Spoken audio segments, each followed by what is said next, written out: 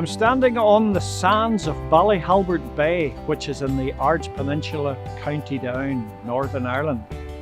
RAF Ballyhalbert was used for the protection of coastal waters for our convoys as they travelled up and down the sea, and for the city of Belfast and the local towns as well.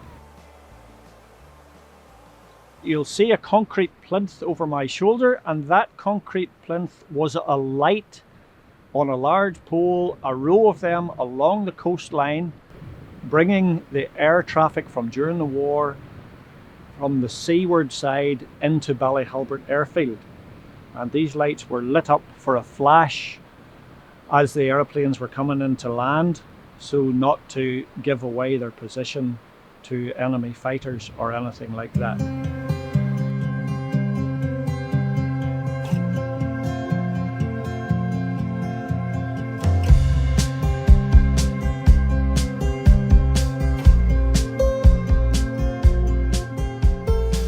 We're standing in the old disused airfield at Ballyhalbert, which was opened in 1941 in the war years. And behind me there is an air raid shelter, and your aircraft would have been dispersed round the aerodrome here, and these concrete roadways which we're seeing were serviceable for the fuel and for the mechanics to come and work at the aeroplane and the pilots. And just imagine that there was a flash attack by the Germans, which they did. They came in their aircraft, just fighter aircraft, and came down and blitzed the place. So if that was to happen, all the personnel that were working in the airfield could run to the nearest shelter, which is only roughly 30 yards away at most places you would be working. So that's the safety shelter that could save your life. All of this land around here was originally just pure farmland, and when the wartime years were coming and there was a panic on to get aerodromes built, your farmland was vested off you and you were shifted to another farm or given another spot or reimbursed with money, depending what it was. But today, well, it's still farmland here. Cattle are grazing just behind us here, but it is owned by developers now, and there'll be a tranche of houses built here eventually at some point in time. My uncle had a farm adjacent to the old airport, and they had a couple of fields left after they had taken the most of it for the airport, and they were planting potatoes. I think it was round about Easter weekend, and maybe they were training, and a plane misguided landing, and they ended up in the potato field. But thankfully there was no injuries, everybody got out okay. Well, apparently those guys were Polish, and a lot of the boys that were built at round Glastonbury were Polish. Just listening to what my uncle had said years ago, I had probably gotten to know some of them. The RAF guys traded a bit of maybe stuff that was ration hard to pick up round here for maybe milk and food that they couldn't get.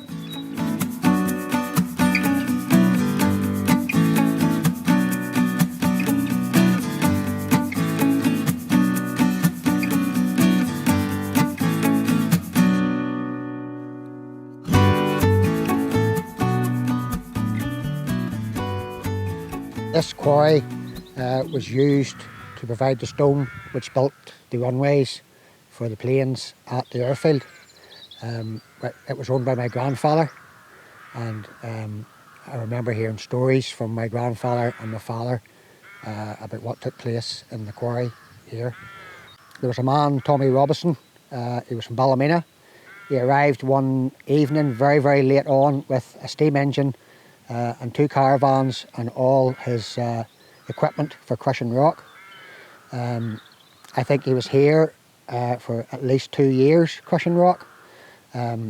Which was they drilled down into the rock face every 4 feet, and then they blasted it.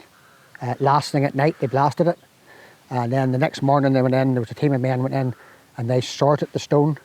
The small stone was loaded directly onto army lorries and farmers provided tractors. They drew it to the airfield. The bigger stones was drew by, my grandfather had 2 horses, which drew the bigger stones up to a crusher, which sat slightly higher. The stones then were put into the crusher. The crusher crushed the stones, which was powered by the steam engine. So you can imagine the steam engine was going, the big belt was going.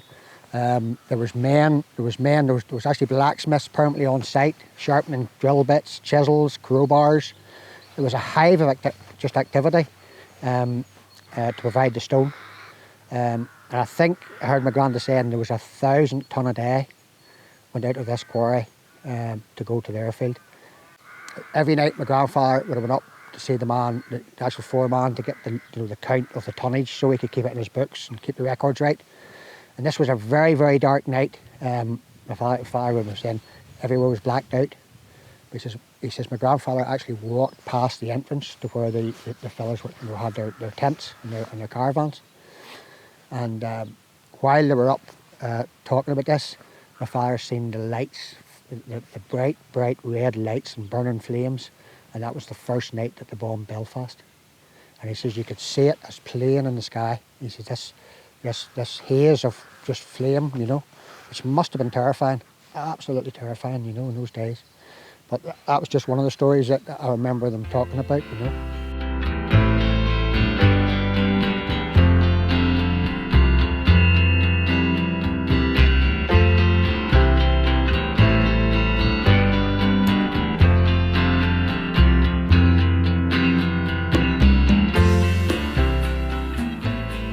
So we're in the main centre of an airfield, which is where the control tower is, and the main runway ran from the shore right up into Glastonbury, about a mile in distance. That was the main runway, and this would have been a hive of activity around here. The control tower behind me was built to a standard pattern over all the airfields, and they were temporary structures that were never intended to last terribly long. And this one will eventually degrade and go. But at the very top, you can see the big window. That was a meteorological centre. That gave you the weather settings, the cloud cover, wind speeds, and all that kind of stuff. The big windows let you see the approach of the aircraft and see what was going around, a panoramic view of everything that was going on in this airfield. And the main approach from the sea is just straight in line with it. These old control towers were not listed buildings in any way, and therefore there's not a lot of interest in them, and they will get dilapidated, and either a developer buys it or a farmer takes it over and uses it, or it's demolished. So that's the outlook for these old buildings. These old brick walls hold a lot of history, and there was 2 famous Polish squadrons here, 303 and 315, both Spitfire squadrons. Squadron 315 was based here at Ballyhalbert in the summer of 1943, followed by Squadron 303 based here in the spring of 1944. Squadron 303 was the highest scoring squadron in the Battle of Britain.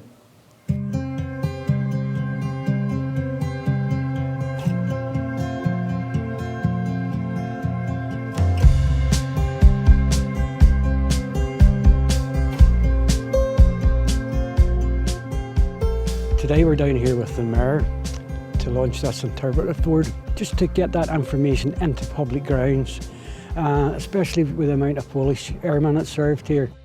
Well, the Ballyhalbert airfield in itself is an important historic story, and the one that needs to be remembered. And it's very easy to lose the Second World War narrative if we don't have a piece of information readily accessible to the public who want to come and visit the area. It's important we remember today the historical link between RAF Ballyhalbert 1941 to 45 and our Polish brethren and comrades who fought against the Nazi and the Luftwaffe in the skies over Great Britain.